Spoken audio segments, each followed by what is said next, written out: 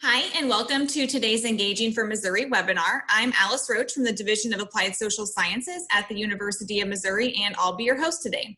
With each of these 30-minute webinars, we intend to share research-based insights that leaders like you can apply in your own work to benefit and strengthen the state's agriculture and food system, hospitality sector, and communities. Our webinar presenter today is Debi Kelly, who will speak about farm-to-consumer direct marketing. Before I invite Debi to begin, I want to share a few housekeeping items.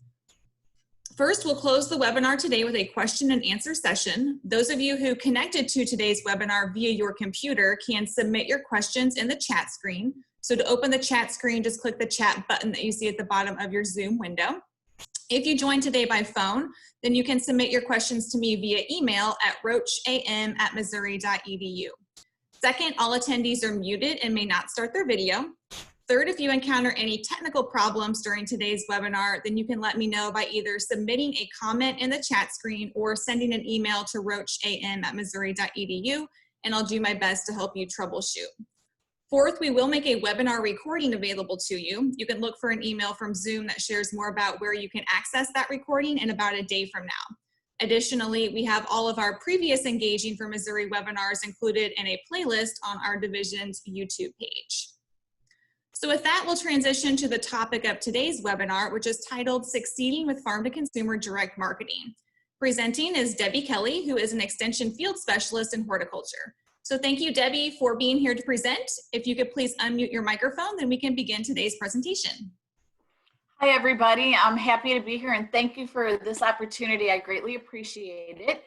At times I have a bad internet connection, and who knows if it's going to happen during this presentation. So I'm going to go ahead and turn off my video and kind of move forward. So what I'm going to naturally assume is that a lot of you have some basic background information when it comes to working with producers, or even yourself with working marketing direct to the consumer. I've been with Extension for 26 years, dealing with producers, beginning farmers, socially disadvantaged farmers, alternative agriculture, and the vast majority of those folks have been direct marketing their products in some format. And so what I'd like to do is go ahead and present some basic information. I'm not exactly sure where this particular graphic came from, so I don't have it cited, and I apologize. I've seen it going around on Facebook page, and I just thought it was really interesting by looking at this as far as thinking about where our food comes from and the steps that it takes to move along that value chain in order to get to where it's going to go for the end consumer to actually eat that. And I'll be honest with you, I have been a member, or I have actually grown or bought from a producer through a CSA, a farmer's market, the supermarket, and I've actually had food delivery services. I tried that for a while, and just looking at all of the different various ways of being able to get food to my plate. There's lots of options that are out there. So what I really want to do is talk about today some basic things, and I'm going to talk about my producers, folks that I have been working with in some capacity. So when we talk about direct marketing to our consumers, we need to think about, or at least I tell them, what is the image? What is the perception that you want to provide to your consumer, to the people that are buying your product? So when we think of a farmer, we don't think of Julie on the left side. That's a beautiful picture of Julie. She's got her makeup on, her eyeliner, her lipstick, and she's had a very nice profile picture, and she uses that on all of her social media, on all of her marketing information. And she's just shown you that not every farmer is the one who always is looking like they're dirty and out in the field. That impression makes a huge difference to the consumers. In the middle, we have the Henrys, and that is a little farm store that they've had on their farm. And you can look at the decorations in the background. That gives people an impression. It gives them a feeling. They're wearing their clothes that say Henry Meat Company. Those sorts of things are really important. says they're proud of who they are. On the right is Cindy, and the farmer's market is open, and the farmer's market is asking that the vendors wear a face mask. And so she posted that picture. To me, that implies that as a consumer, that she cares about me. And those things are really, really important. What is that message that you're giving to your consumers? Then we look at merchandising and branding. And on the Henry Meat Company trailer, I mean, every single side of that trailer has got something with their logo on it, how to get a hold of them. Julie's Produce, that's her logo. Wherever you see it, you know that that's Julie. On the right, at Fields Foods, a grocery store towards downtown St. Louis, is really trying to promote and pump local foods. And that is just a generic one in St. Louis. But if there's someone that has something that they purchase, they put these little signs up specifically with a star on where that food comes from, where it's located. And in the center, the Farmeyer Farms, Lauren Farmeyer, a colleague of ours that works with the Farm to School program and other direct marketing, she's got 3 entities within her own farm. They have a U-Pick produce on-farm store. They have a winery with some vineyards. And then they also have, on the left side of those 3 logos, is going to be their farm logo itself for their vegetables. And so that's important, that message, the colors. Julie's is just beautiful with all those colors that are added to it. It says a lot to the individuals when they see that. Then we look at customer service, and you're looking at this going, how is that lady with a towel on her head customer service?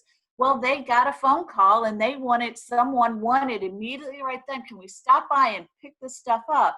And the farmer said, you know what? It's okay. I just got out of the shower. I'll go pick it for you real fresh. And her husband took this picture. And so you talk about customer service, of course they're going to throw that out on social media. We're here to serve you. The picture in the middle, that's Kenny Duzan, I guess he's still selling, I'm not sure. But what he would do is he would take Polaroid pictures of kids that stopped by the booth, of course with permission from their parents, take a picture of the kid after he's given the child a sample of a food that he's grown that they could taste, such as a green pepper. And so, of course, he hands the picture to the mom takes it home, puts it on the refrigerator, and everybody's proud of that. You think they're going to go back and buy from Kenny? You're darn right they are. And then on the left, this is one of the ladies that works in a local food store, on-farm stand. Who cannot resist that smile, right? That's all customer service. That is extraordinarily important. And then knowing your customer, what is it that they want? How do you listen to them? Listening to them, doing surveys, asking them questions, interacting with them when they are at the point of sale. Amber on the top left, that's their inside of their meat trailer. Notice their coolers, their freezers for their meat. They're all glass topped. They want you to see what's on the inside. It's important because customers want to see it. They're not going to naturally open a lid that's going to be solid that they can't look in. I'm going to be less inclined to open it. But if I see something, then I'm likely to open it. So they listen to their customers and try to adapt so that it's easier for them. As we know, there's always been the direct-to-consumer markets, the farmers markets, the farm stands. Yeah, restaurants aren't really direct to the consumer. However, I consider the chef the consumer because, you know, he's going to eat it himself or she. U-Pick operations, agritourism, and of course CSA, community-supported agriculture. All of those have been direct to the consumer types of marketing. And so as we move through all of this, we look at how do these people connect? How have they connected in the past? They have to have a really good and exciting website, interactive website. They can do newsletters, and those newsletters can go electronically, pop up in their inbox. You got to be consistent with those. Having data and information out on your website or in those newsletters or in a blog or doing a podcast, such as when is your crop available in the spring? And then having different things like Lauren on the top right, she does the Feisty Farm Wife, where she does different recipes and videos, and that's where those can be found. So it's interesting to see all these different farmers and what they've done with their websites. There's a number of websites out there with farmers that I would like. They don't ask for my help, and I can't feel like I can go out and knock on their door. Social media has been really an impactful tool that these farmers are using. They're using them in so many different ways. It's just amazing. They're posting beautiful pictures of their product. In the middle is the strawberry, the radishes, and the beef. Who doesn't want a strawberry that looks like that? Of course they're going to post those pictures.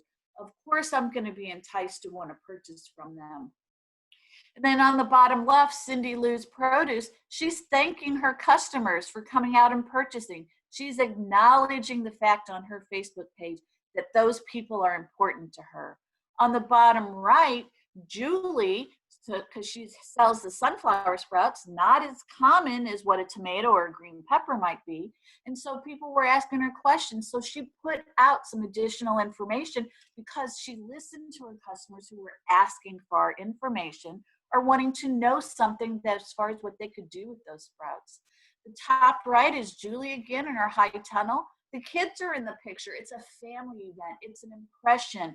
It's what they're trying to convey to their consumers, trying to connect them to the farm and that it is family related. And then, of course, the top middle is from a Facebook page talking about, hey, I've been busy. It's that time of year. I just threw this in the crock pot. Look at what my dinner was this evening. You could buy that as well. I saw this on the left. Not even Amazon Prime can save you now. Shop local. And if you notice, that's Holly. So this was like, I think it was posted on Lauren's Facebook page on like December 23rd. Not even Amazon Prime can save you now. Those are real catchy, real thoughtful types of things that people can post out on Facebook, Instagram, Twitter. And I know there's other social media types of things that are out there as well, and I'm not as familiar with those. But some of our farmers are, they're pretty savvy. So right now is what all of us in Extension have heard the word pivot. Some of us enjoy that word, some of us are getting tired of that word, but the farmers are now learning how to pivot. Because of the things that are happening with COVID-19, they've had to change up a lot of what they're doing and how they market. It's not the world and what they lived in before. And so I've broken this down into the meat products and then the produce because they're doing things kind of the same, but yet a little bit different. So Sandy View Acres, what they had to do is they were getting phone calls right and left. And so in order to fill those, they normally have gone to a farmer's market. The farmer's market decided this year they're not even going to open at all. So how am I going to sell my product? What am I going to do? How can I sell my meat? So I worked with her and we came up with a Google form. She would set it up. She'd send it to me. I would fill it out. I would put in my credit card. Yes, she's going to pay me all the meat that I've paid for during all this testing and sampling because I would buy it from her anyway. And so I really assisted. And you notice they've got the pounds and estimated weight. So she had to figure out all those sorts of things so that she doesn't upset her customers by going, I thought this was $8 a pound and now you're charging me $9.50. How do they get that message across with just Google Forms or online types of purchases? The middle picture, which is kind of hard because I had to overlay it on top of Sandy View, but this one here is one of the things, or farmers that I'm not familiar with. My mom sent me the article because she knows I'm into all this local foods. And this farmer is in Crawford County, and what they're doing and how they set up their farm to start with is a subscription box.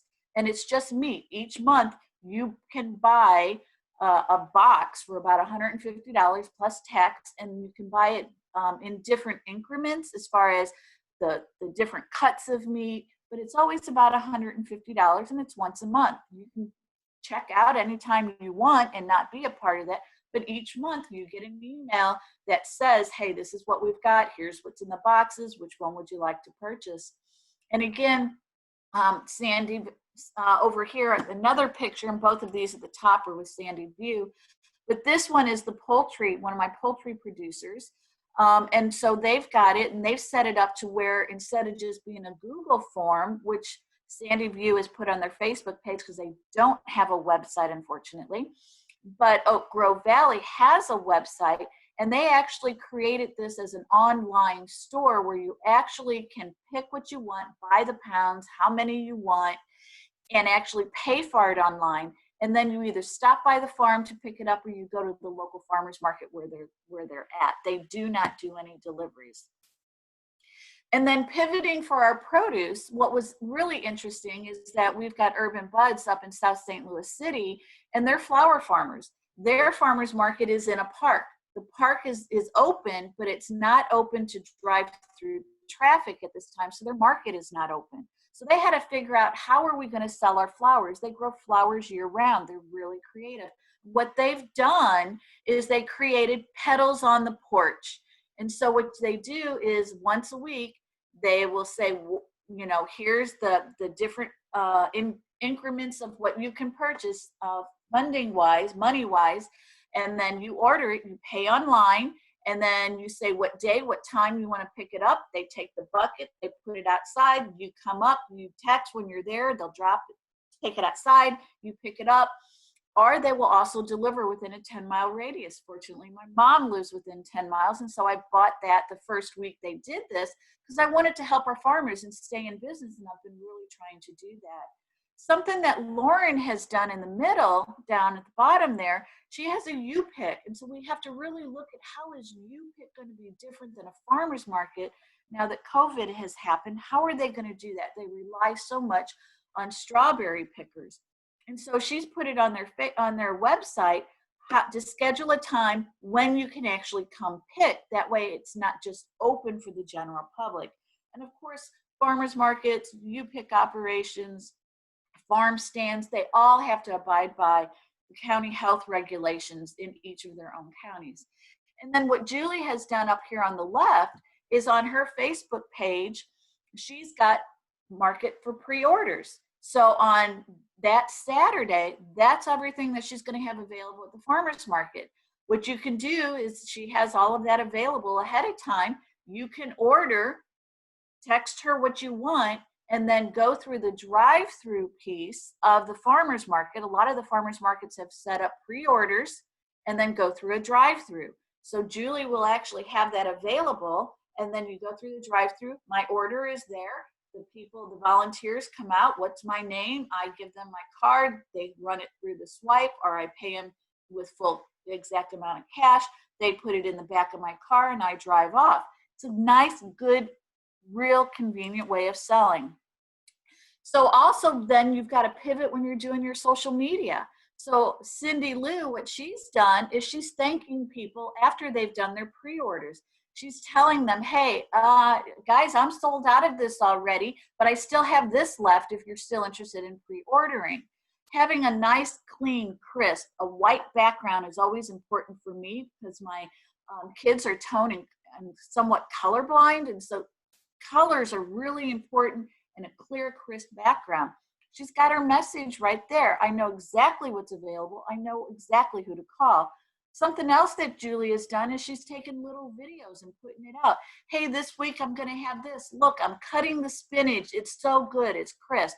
They're pivoting on their social media to try to get more information out. So we have these different online platforms that have come about. The National Young Farmers Coalition came up with, I think it's a 8-page document. The link I have up at the top, I've did a snippet shot of their direct sales platforms, software platforms, and what each of those different platforms will do. You notice the platforms are at the top, the types of groups or audiences that those platforms are going to go to, and what those platforms entail. This is an excellent publication if you're working with folks that are really wanting to look at software platforms for their direct sales. It's really good information. And then I want to switch a little bit and talk about today's reality. So yeah, our farmers are pivoting. They're trying to meet the needs, increase sales, hoping to meet the demand. There was a Gallup poll in 2018 that said that 78% of Americans said they tried is the important word here, to incorporate local foods into their diets. I think that number is a little high, but that's me personally. So who knows? Maybe it is really high, maybe it's not. We do know that we have seen 3 to 5 times increase in sales for people right now, the farmers right now, who are taking advantage of people looking to purchase local because they're afraid they're not going to be able to find it in the store. And they want to make sure that they can feed their family. And that's happening not only with the produce, but definitely with the meat at this particular point in time. And so we're looking at it from the perspective, these farmers are spending more time. I've heard from both Julie and Cindy, it takes them more time to do the pre-orders because they have to bag up every individual person's order, make sure it's right, put the names on the bags, those sorts of things. And I've received one of my bags that didn't have everything in it. Did I complain? No, because I know how hard those individuals are working. But I guarantee a lot of people might be complaining if they did. I also want to draw your attention to Resource Ed, a national farmer survey report. This was done with Stone's Barn out of New York. It's a nonprofit and educational center. They're kind of well known in the area of small scale agriculture, in particular with produce, especially produce. And so what's happening then is they did a survey predominantly to small scale producers that are selling to restaurants that have other types of sales as well. And they started in the New England area, then they went and did nationwide.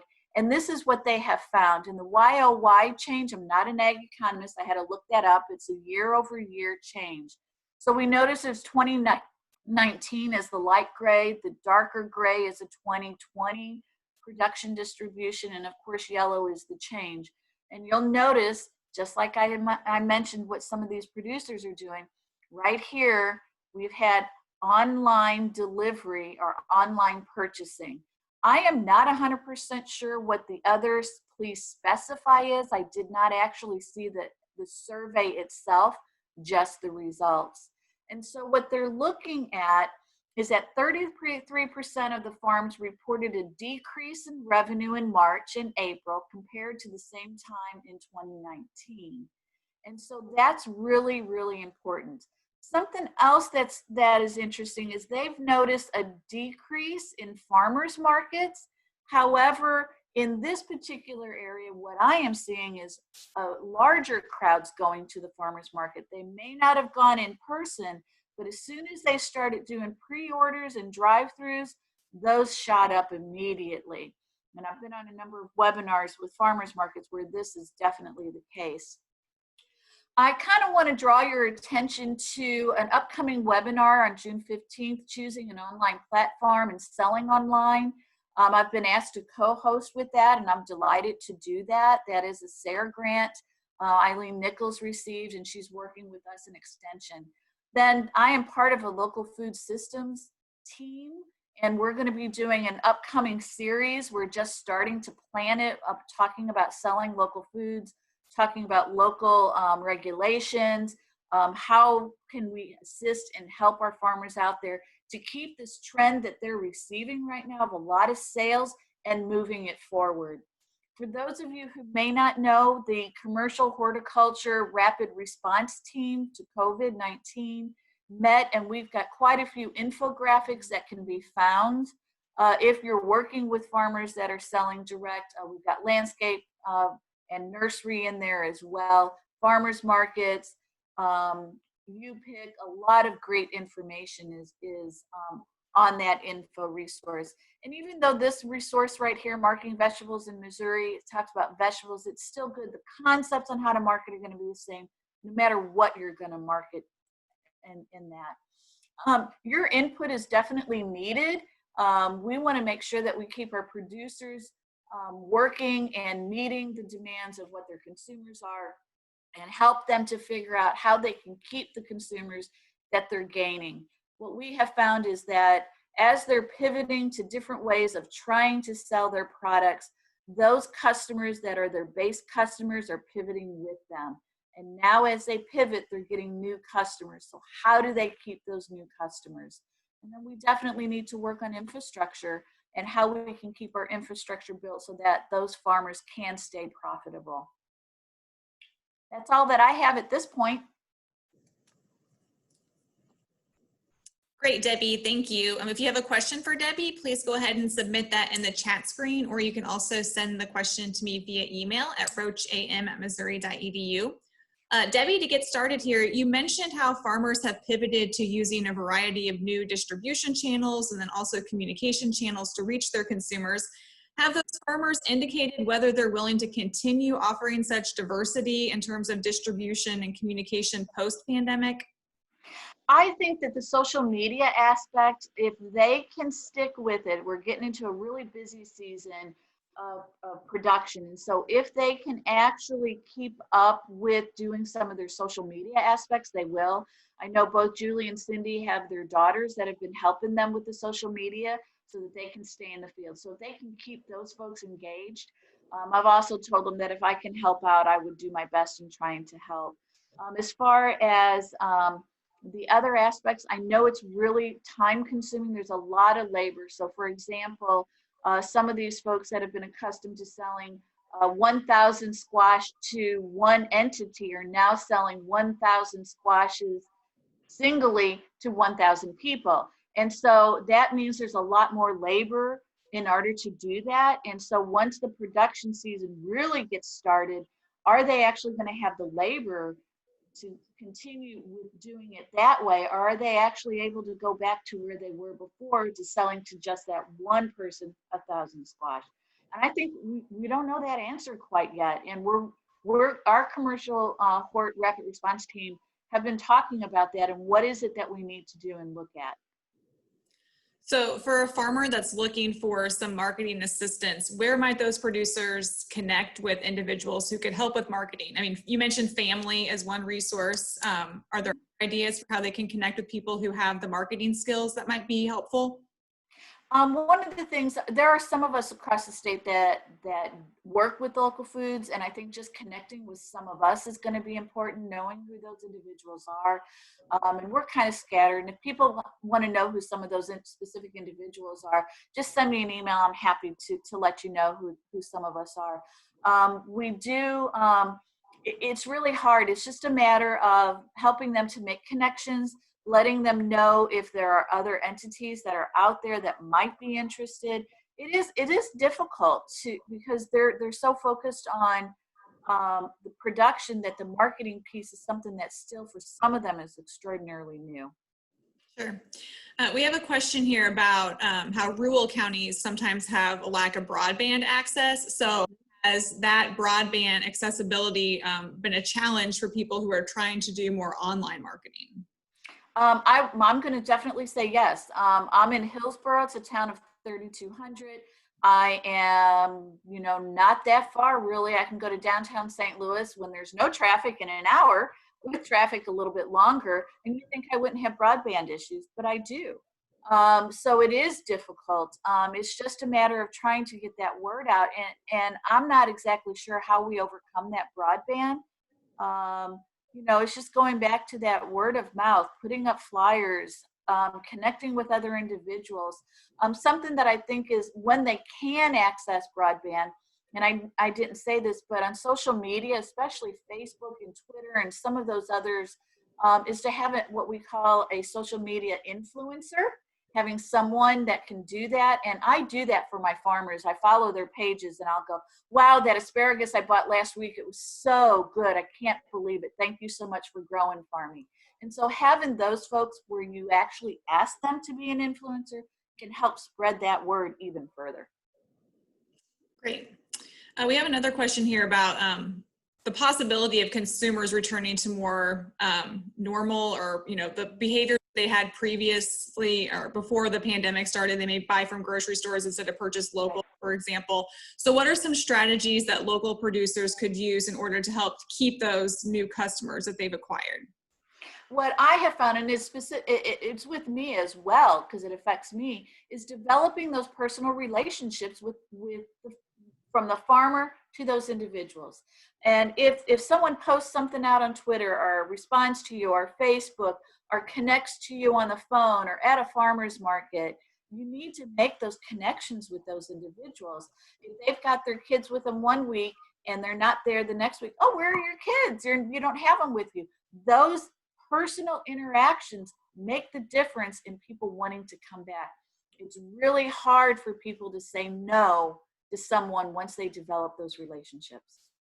Great. Well, it's time to close today's webinar. Thank you, Debbie, for sharing today's presentation, and thank you to our audience too. When you exit Zoom, you'll see a post-webinar survey will load in your browser. If you could please consider responding, we'll use the results to improve the webinar experience and also brainstorm future webinar topics. Again, you should receive a recording of today's webinar via your email within about a day from now. You can join us again next Wednesday, June 10th, for our next Engaging for Missouri webinar. At that time, Dr. Ray Massey will present about Missouri custom rates for farm services. Again, thanks so much for joining us and enjoy your weekend. Thanks, Debbie. Thank you.